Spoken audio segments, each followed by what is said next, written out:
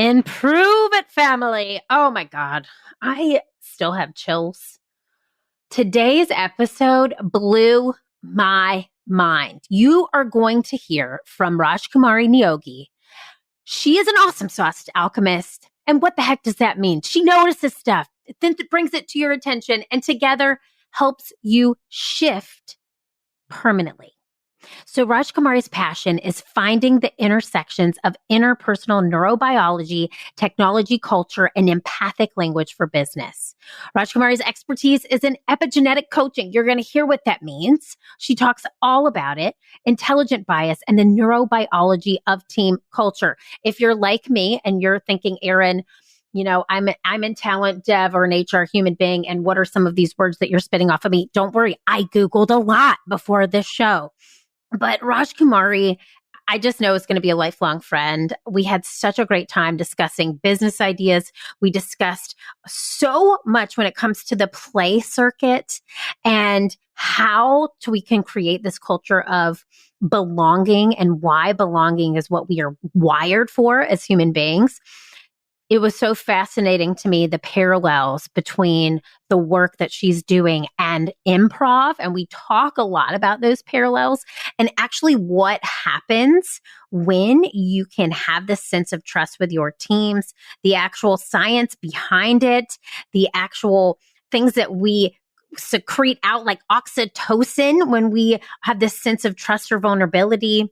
Epigenetics is a fascinating world. So you'll hear all about that.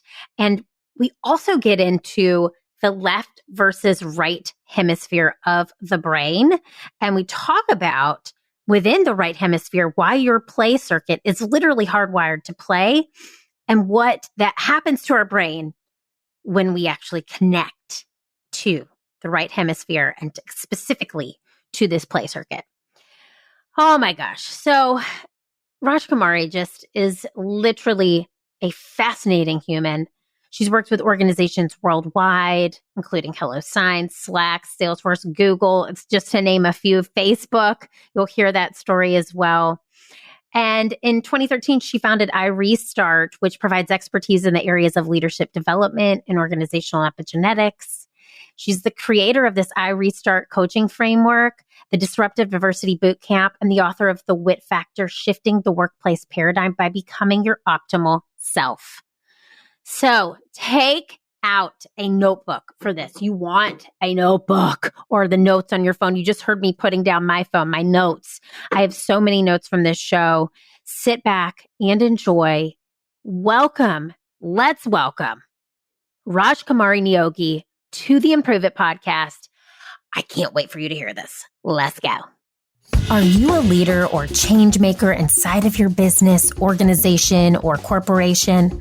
Are you looking for new, innovative ways to drive morale through the roof? Are you looking for fun and exciting icebreakers, team building exercises, and activities that will foster team growth, friendships, loyalty, and completely transform your organization from the inside out? Have you been searching for a fun and unique way to create change instead of the same old dry, boring leadership books and icebreakers that aren't actually working? Hi, I'm Erin Deal, business improv edutainer, fail fluencer, and professional Zombie who is ready to help you improve it. My mission in life is to help you develop teams and leaders through play, improv, and experiential learning. In this podcast, we will deep dive into professional development, team building, effective communication, networking, presentation skills, leadership training, how to think more quickly on your feet, and everything in between. We have helped everyone from Fortune 500 companies to small mom and pop shops transform their business, their leadership, and their people through play. So grab your chicken hat. We are about to have some fun. Welcome to Improve It, the podcast.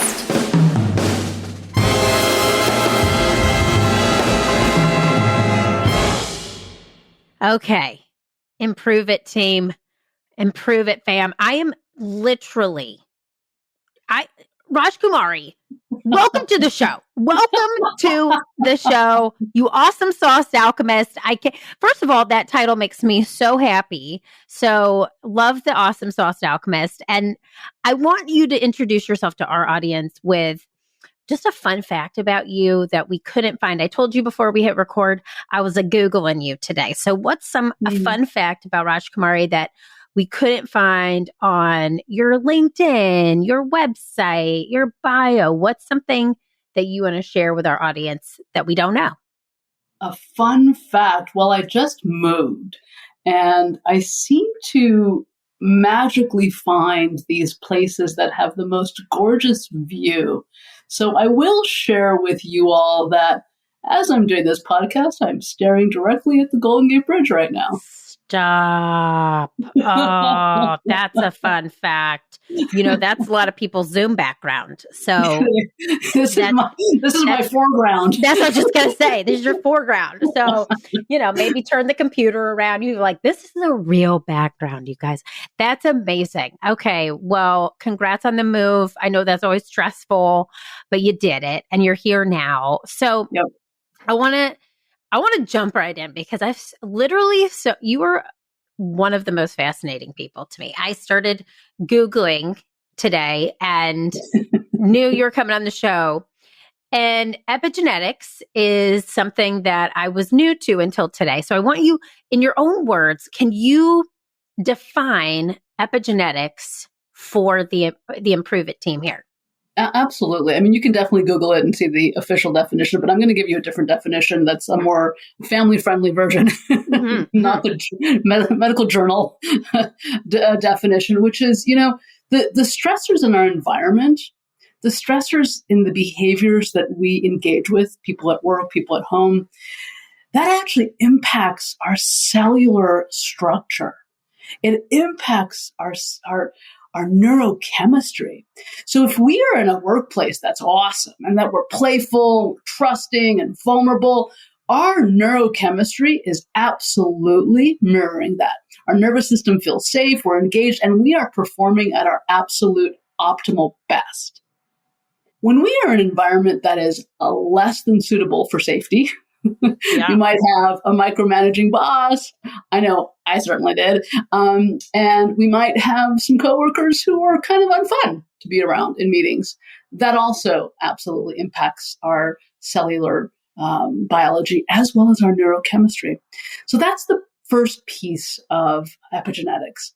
But the more fascinating piece for me is that according to the research, and specifically Rachel Yehuda's work from 2016, she did some really amazing research where she was able to show that children from Holocaust survivors actually carry similar or near similar symptoms of PTSD from those who were actually in the concentration camps. So this is a heartbreaking piece of data, right? Yeah. And so epigenetics is that we carry, according to Rachel and many, many epigeneticists, the traits, tragedies, and traumas in our cellular biology for centuries. According to Rachel, it's 210.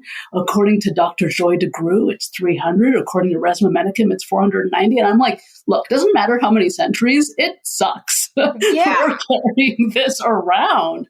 And so the question is, how is your family history, your historical archives impacting the way that you're showing up at work? And that's the things I talk about all day long with senior leaders. Wow. Okay. I am so no one watching this right now knows that we are not looking at each other on video, but I kind of love this because and I know you do this work, and I was looking on your website, you say, don't come to me and come to your therapist in the same day. This is heavy stuff. Like you don't do that. I'm like, let me lay down for a minute. This is fascinating work. You really did your homework. I mean, I really did say it's really intense, Erin. Wow. And don't, because the coaching work that I do is about rewiring at a very, very deep level. And therapy is a very, very different. People say, oh, you just do therapy. And I'm like, well, no. Yeah. I mean, people have started to call therapy like talking about feelings is therapy. No, talking about feelings is talking about feelings. Yeah, exactly. You can go to dinner with a friend for that, Exactly. let's do the work. No, and I really did. This was on your FAQ page. I was like, what are some frequently asked questions? And that was fascinating to me. So okay, you were cool. I just can't even handle it. I'm so interested in this because years and centuries of our family history is actually seeping into the way that we show up. And I know personally for you, I again did my homework, but was watching your YouTube video that you talk about some of the work that you do specifically with the disruptive diversity framework. And you mentioned that you've worked with some really cool companies, from startups to Adobe to Facebook. And I'm going to put the link to this YouTube in our show notes for our Improve audience. But you mentioned you didn't feel like you belonged at Facebook. And so my question is, which just sucks. Like, I hate that for you. Yeah. Thank you. Yeah. And I'm assuming, and you know what they say about assuming, but I'm assuming this might be what led you down this path. Or what was it that led you down this path to epigenetics and drew you to this line of work? Oh my gosh, fabulous question. So it's both. It's both actually. Meaning it was definitely what happened at Facebook. But before I share what happened at Facebook, I had really, really challenging childhood. In fact, my therapist actually finally got me to use the words cruel and horrific last year. So I defined my childhood as cruel and horrific. And that needed some therapy. Yes. That needed actual therapy. And I definitely did spend some time kind of unpacking that over the course of many years. And in this process, I found an organization called NLP Marin here in Northern California. And I went there to learn NLP, which is neuro-linguistic programming, which is rewiring the brain. But this organization is actually super duper awesome because they also bring in quantum physics.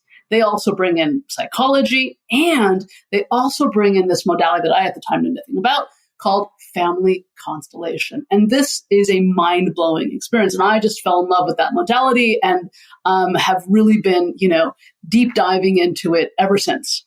So just kind of, that was really helping me to heal and helping me to really reconnect with myself and release the difficulties and the hardships that I had endured. So fast forward to Facebook. Here I am. And you know how they say, Erin, like people don't leave jobs, they leave managers? Oh, yeah, 1,000%. That was totally the opposite for me. I loved my boss, and I'm actually going to name his name because I think the world of him. We're still friends. His name is Stuart Crabb. Was the head of learning and development over at Facebook. Incredible, incredible human. I left Facebook. It was a really hard place to be. And I'm not going to get into the details of that as a way of being respectful. But I felt really, really incredibly challenged and, to be quite honest, really confused because I loved working for Stu. I loved what I did.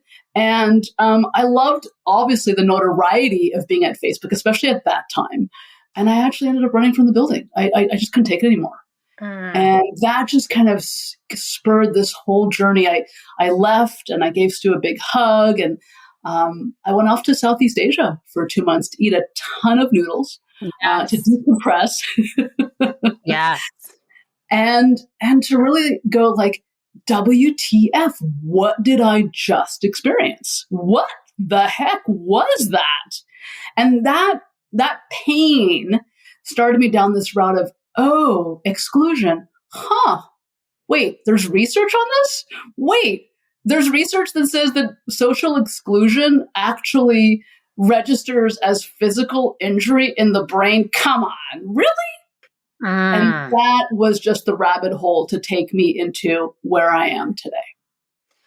Physical injury in the brain. Okay. That is so fascinating. And now how many years have you spent working in this work? I've been doing constellation work since 2006. And then I left Facebook in 2013, and I built this company officially starting Jan 1 of 2014. Wow. Okay. So we actually have been in business around the same time. Whoop, whoop, whoop. Okay. Well, happy 7 years to you. It feels like a lifetime. It's like 7 times 5. But okay. So you work with teams now, and you do also the one-on-one coaching with executive leaders. But talk about teams. What would a team experience when they work with you? What does that look and feel like? What a great question. It depends on what the team's looking for. Yeah. If a team wants to, so let me give you an example. So I worked with a team of 30, I think there were about 30, 24, 30, and they wanted to find their purpose. They were a smaller nonprofit, but they were on the exec team, and they were kind of running the show for, I think, a larger 150 or 250 people company and organization, I should say. And they wanted to find really their purpose. And so we started having our discussions. And right away, there was so much dysfunction and lack of communication and inability to even listen to each other that it was very clear to me that was actually what was stemming all of the issues. And so bringing that up and saying, look, we need to actually pause on all of the content that we had originally discussed sharing and really do a deep dive into slowing down and learning to bring this cultural cohesion together by listening, by actually inviting other voices, by noticing when others aren't speaking up. That actual definition, that literal definition of psychological safety, to put it into play. And it was a very transforming experience for them. After we spent 8 weeks together. And then they were able to actually now move on to another consultant and do that purpose-focused work. So that's one example. Another example is a team I was brought in to work with an exec team for a startup in Los Angeles. And there was no trust on that team. And that trust had been deteriorating for about 2 years. And I hadn't had a chance to meet the CEO yet. I had been working with the head of people. And so I had an hour. I'm laughing because I'm about to tell you what's about to happen here. So I had an hour slotted before this full day of training for the leadership team. And within 10 seconds of saying, "Hey, nice to meet you," the CEO asked me, straight face, curious question, asked, "What's the point of me being nice to my employees?" Oh. And,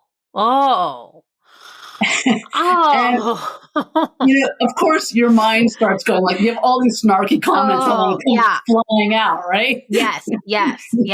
Let them fly. Okay, what was your answer? And so my answer was, after I took a huge deep breath to reground myself, I said, every single time that you are mean to someone, that you interrupt them or dismiss them in some way, you're actually shutting down the parts of their brain that's making you money.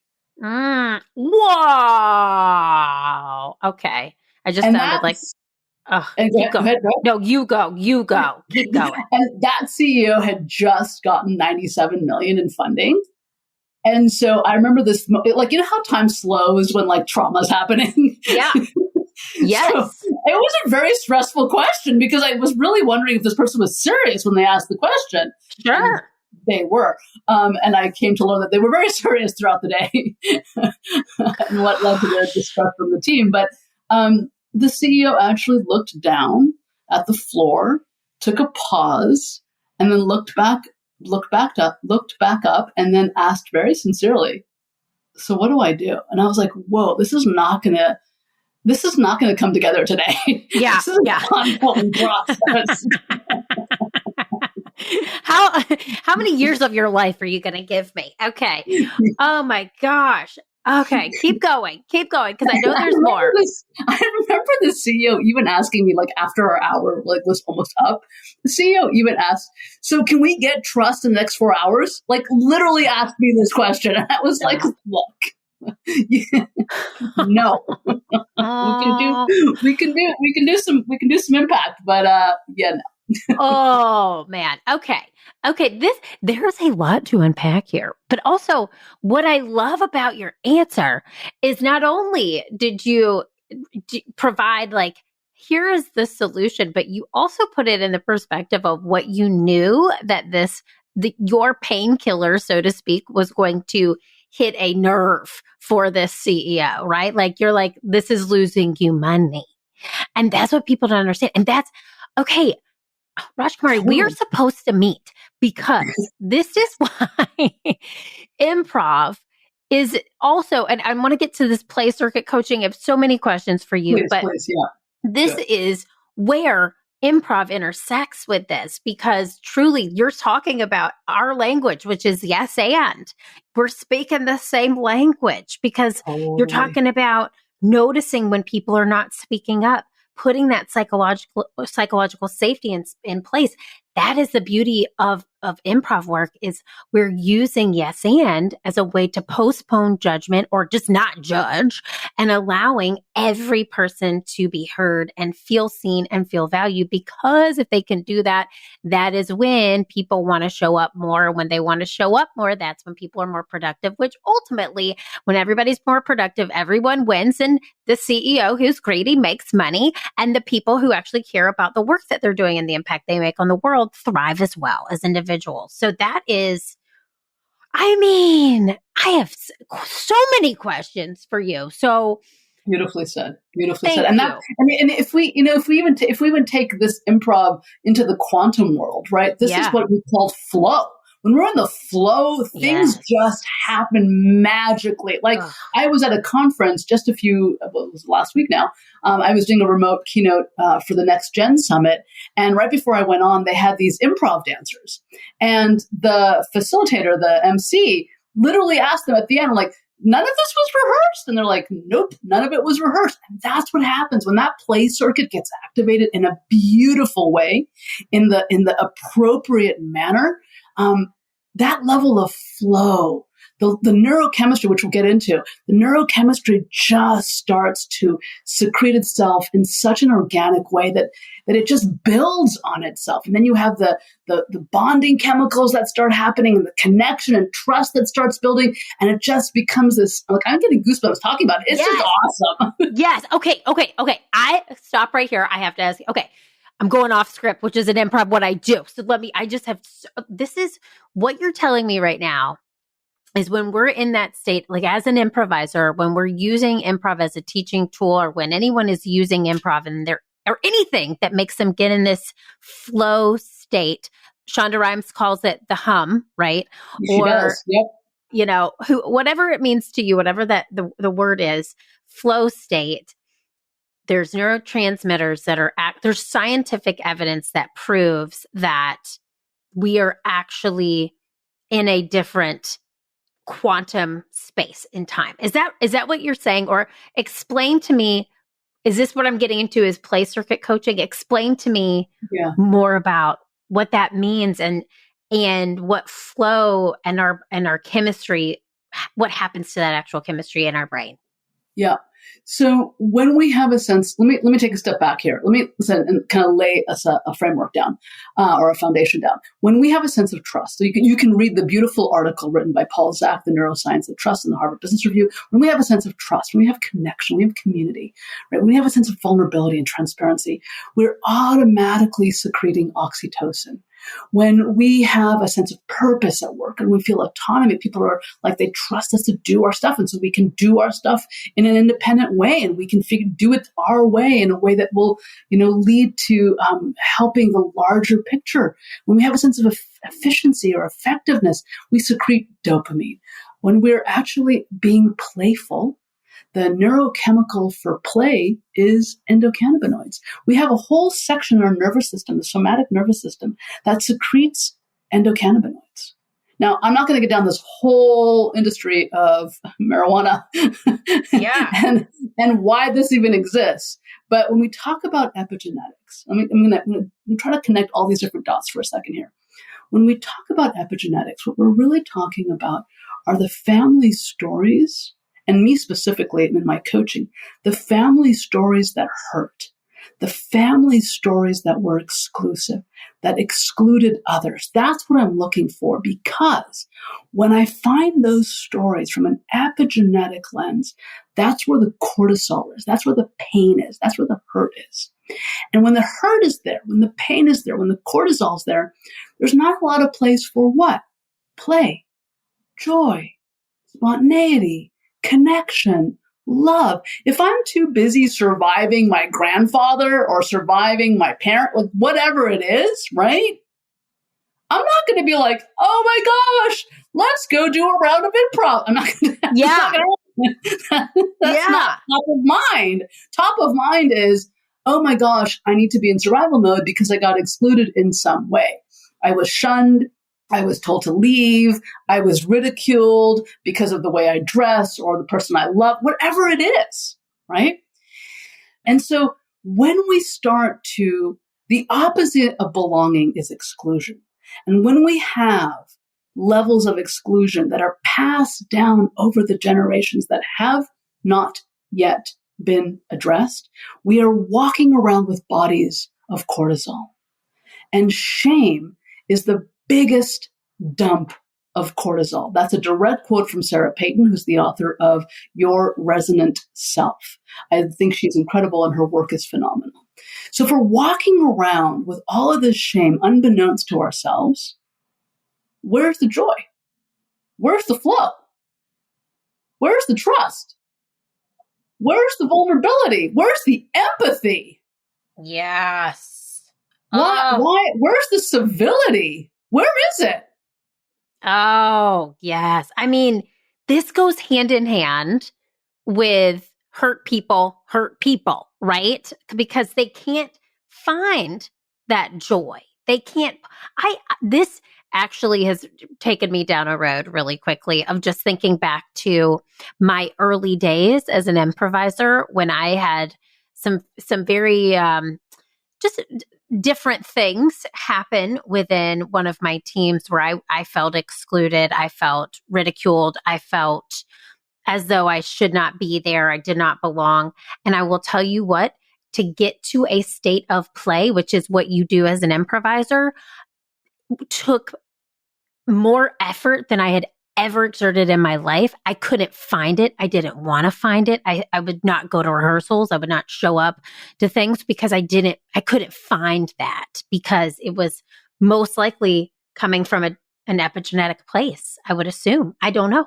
100%. And that's what I do. I connect leadership styles to the epigenetic historical archives. That's what I do for a living. Wow. And then I shift it. I neurochemically shift it for that person. How does that work? How do you do that?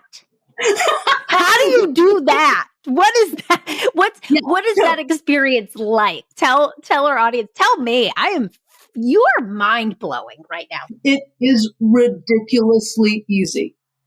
But I'm not going to tell you my secret sauce because I got to charge my client. Yeah, because you're awesome sauce. But what could you expect? So our brains are wired for two things. I talk about this all the time when I give my keynotes on understanding humans at work.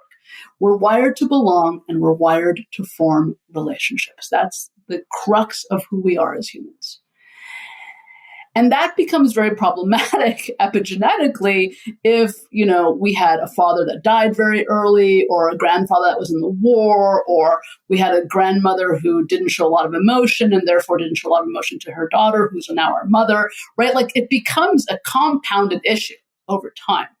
And so when we look at the ways in which the brain is rewired. So the brain is wired to belong and to form relationships. How does the brain get rewired? And it's so easy. The brain is rewired by the relationships that we keep, of course, but by the language that we speak, both to ourselves, silently even, and to others. Language is both nonverbal and verbal. So giving someone a side eye, that's language. It sure is. It sure is. Yes, it is.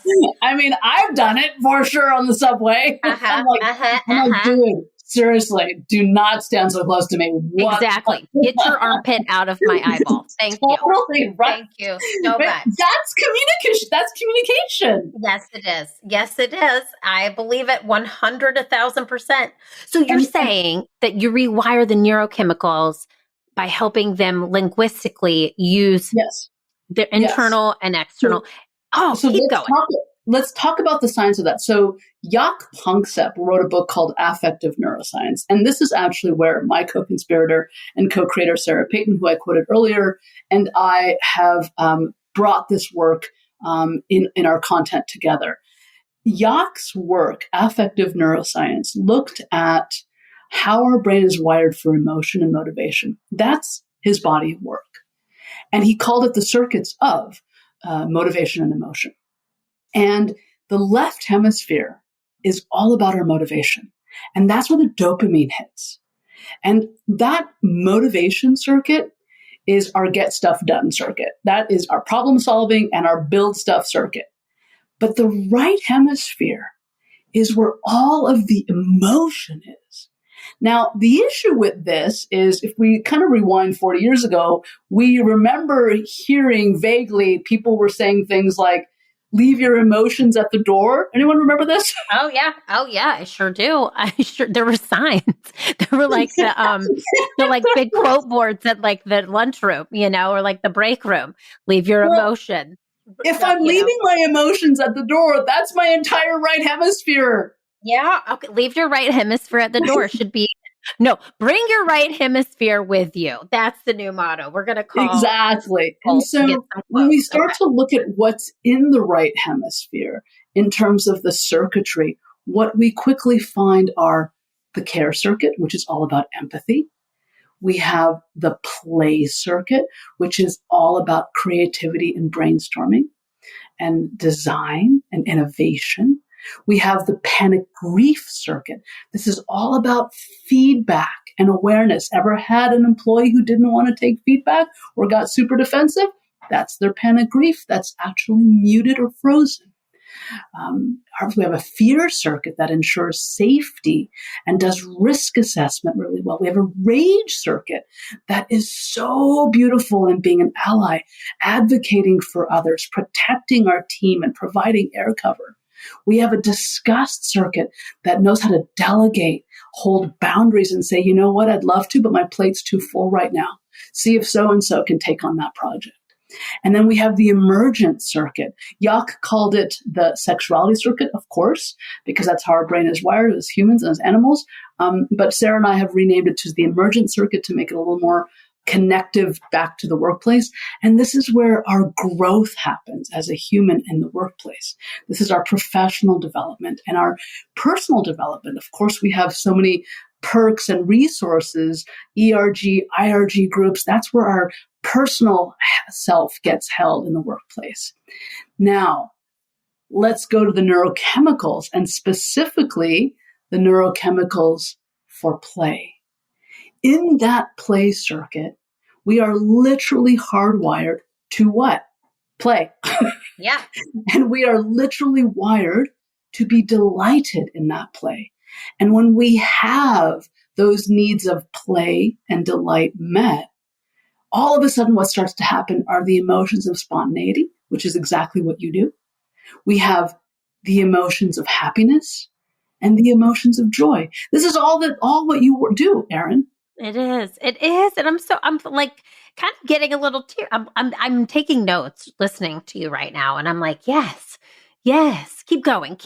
Don't let me stop. Keep going here. Cause let me ask you this too. Please. These are all the right hemisphere circuits, right? When you're saying these are the care circuit, the play circuit, the panic grief, these are all a part of that right hemisphere of the brain.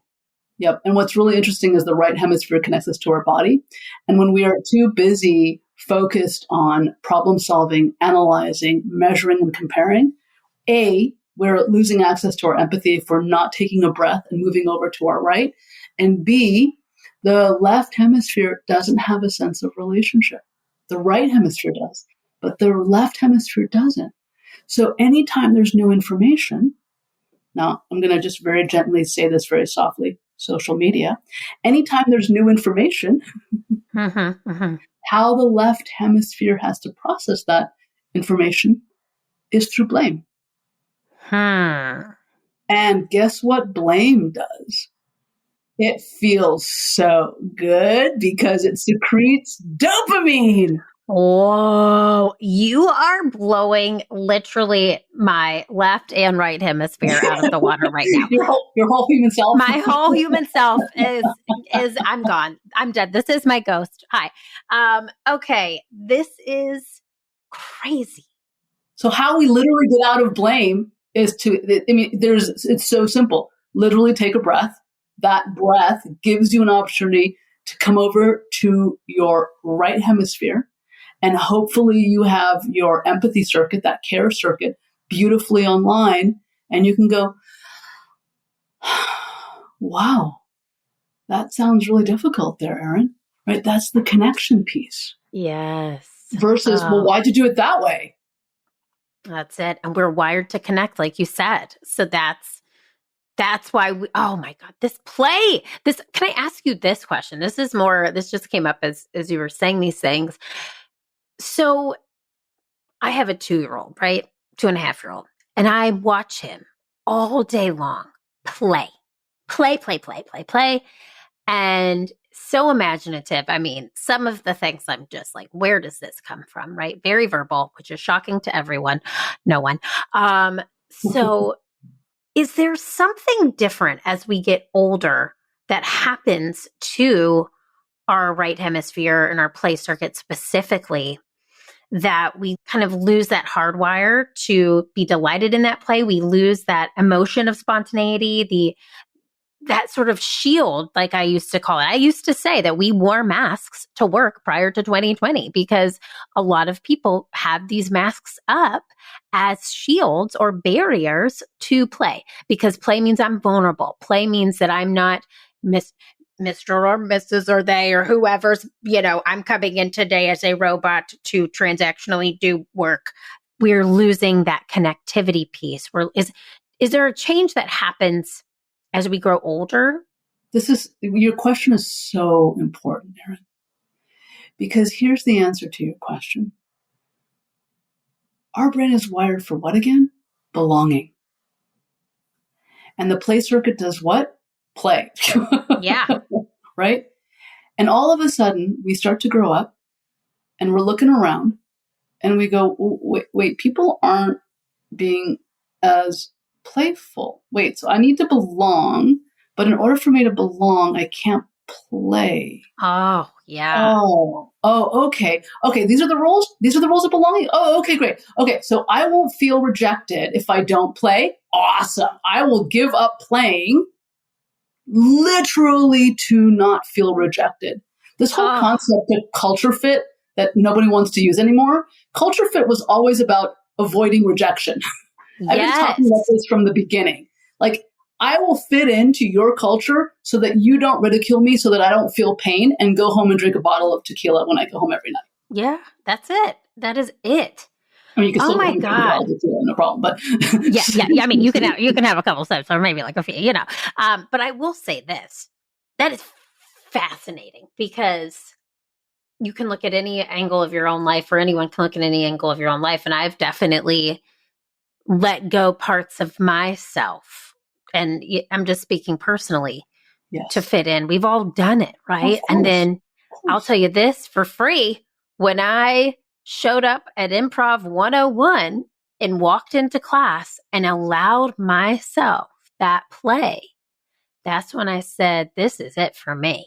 This is where I belong, because exactly. And within that, like I mentioned, there were times when in my improv training where I did feel rejected and I didn't feel like I belonged, and that happens everywhere, right? But it's definitely the space that I felt as though I could let myself become characters. I could play. I could connect through those characters. That's why I love it as a teaching tool.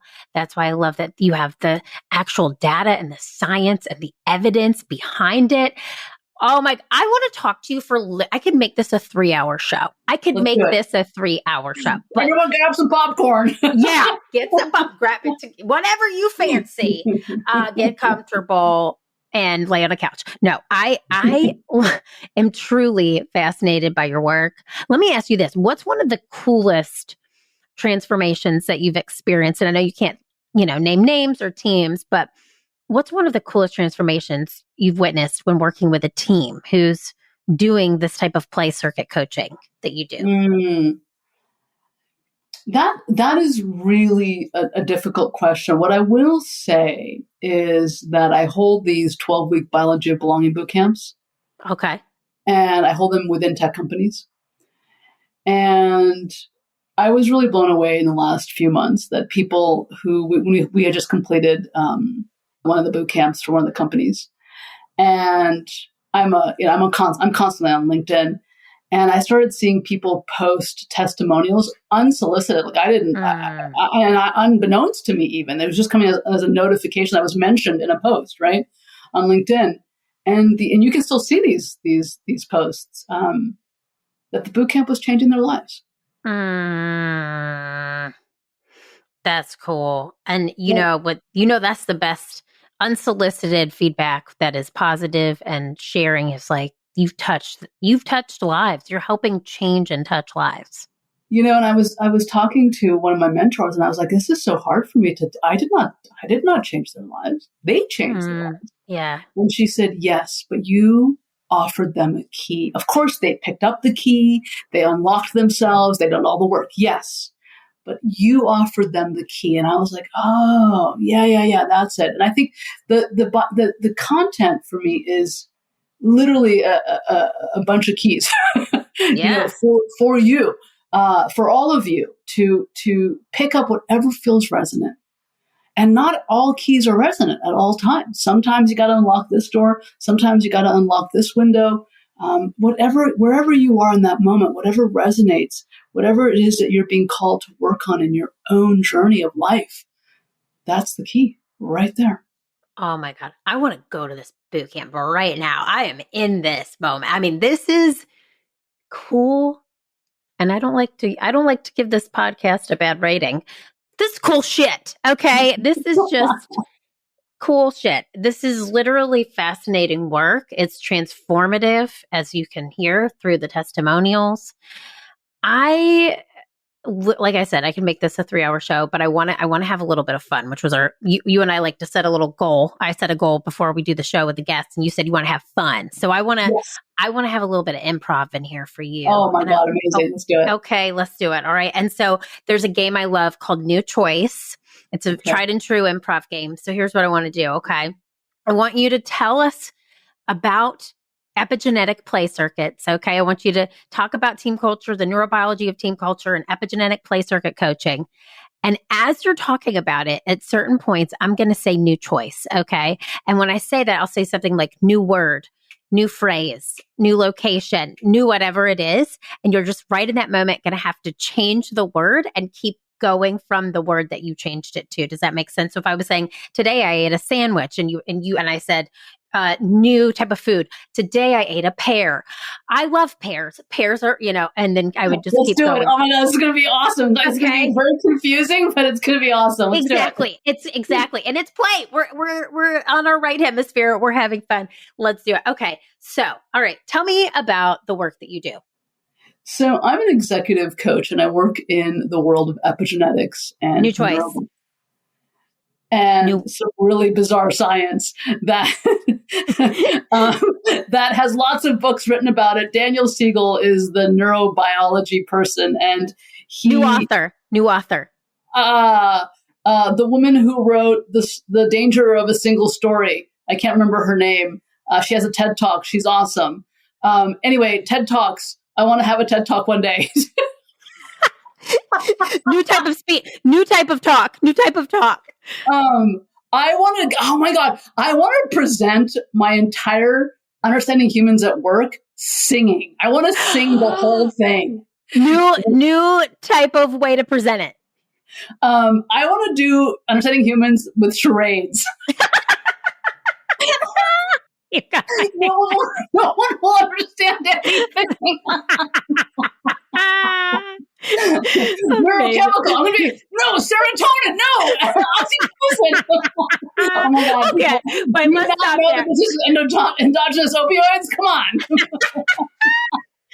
Okay, you nailed it. New choice, Rajkumari. That was a little short blip into our play circuit. Okay, that right hemisphere was lit up.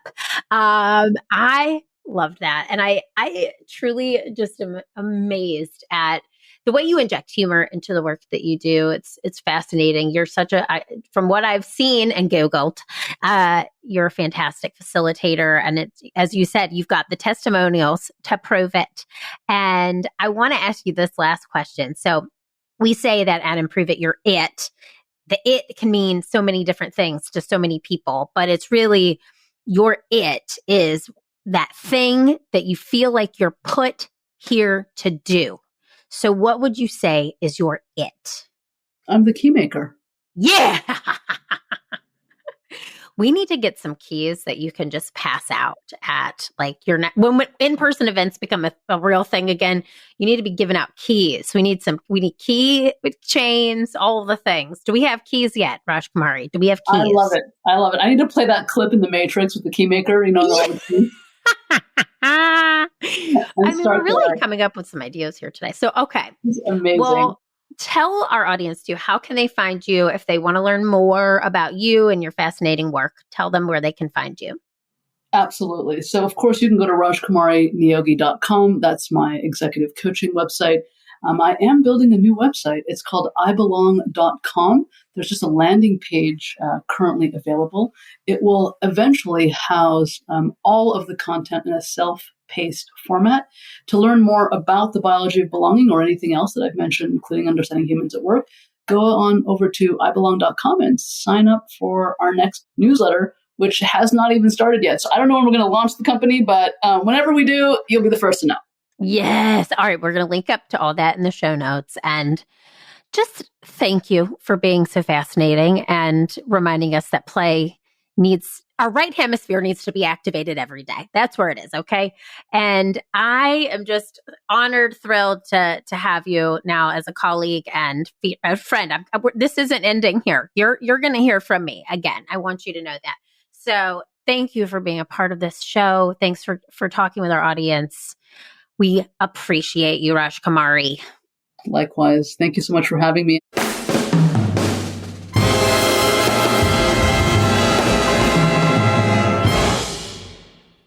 Improve It, fam. I don't know about you, but my left and right hemisphere are just blown away by this conversation.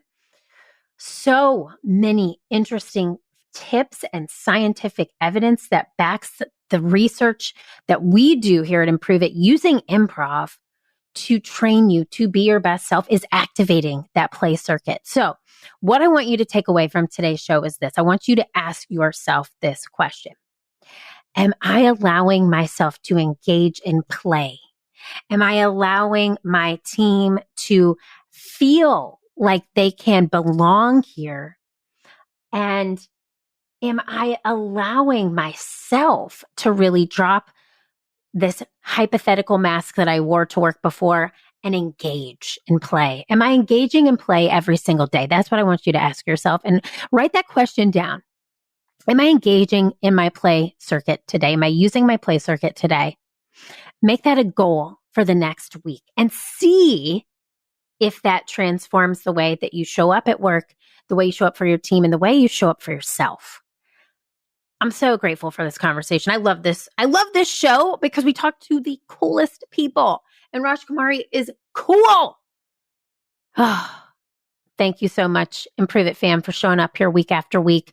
Keep failing, keep improving, because the world needs that special it that only you can bring. See ya next time. Hey friends, thanks for tuning in to Improve It. I am so happy you were along for the ride. If you enjoyed this show, head on over to iTunes to leave us a 5-star review and subscribe to the show so you never miss an episode. New episodes drop every Wednesday. Now, if you're really feeling today's show and you've improved it even just a little bit, please take a screenshot and tag me at Keeping It Real Deal on Instagram and share it in your stories.